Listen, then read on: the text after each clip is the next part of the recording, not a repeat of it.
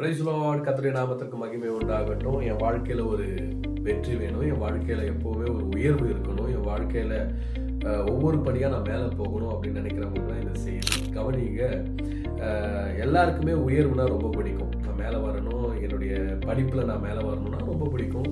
First rank எடுக்கணும், இல்லைனா first great எடுக்கணும், இல்லைனா ஃப்யூச்சரில் எடுக்க போகிற கோர்ஸ்க்கு வந்து தேவையான மார்க் எடுக்கணும், அதை விட அதிகமான மார்க் எடுக்கணும் அப்படின்றதெல்லாம் எல்லாருக்குமே ரொம்ப பிடிச்ச ஒரு விஷயம். அப்போ விழிச்சி என்பது யாருக்குமே பிடிக்காது, விழுந்து போகணும் அப்படின்னு நினைக்கிறது யாருக்குமே பிடிக்காது. அப்போ விழிச்சி அடையாமல் இருக்கணும்னா நான் என்ன செய்யணும் அப்படின்னு சொன்னால், தாவீது எத்தனையோ சங்கீதங்கள் எழுதியிருக்காரு, எத்தனையோ சங்கீதங்களை வந்து பாடியிருக்காரு.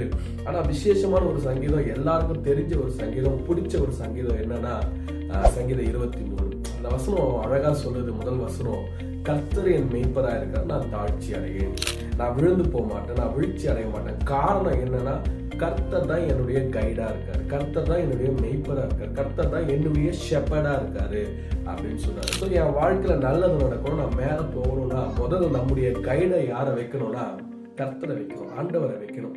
நல்லா யோசிச்சு பாருங்களேன். உங்க வீழ்ச்சிக்கு காரணம் ஒண்ணு நீங்களா இருப்பீங்க, இல்லைன்னா அவங்க ஃப்ரெண்ட்ஸ் சொன்ன வார்த்தை இருப்பீங்க, இல்லைன்னா தெரியாத ஒரு நபர் சொன்ன ஒரு வார்த்தையா இருக்கும். அதனாலதான் வீழ்ச்சி என்பது நம்முடைய வாழ்க்கையில வரும். ஆனா கர்த்தரை கைடா வச்சு அவருடைய வார்த்தையை நம்பி நம்ம போனோம்னு சொன்னா நம்முடைய வாழ்க்கை மேன்மையா இருக்கும், ஆசீர்வாதமா இருக்கும், உயர்வா இருக்கும். கர்த்தர் உங்களை ஆசீர்வதிப்பாராங்க.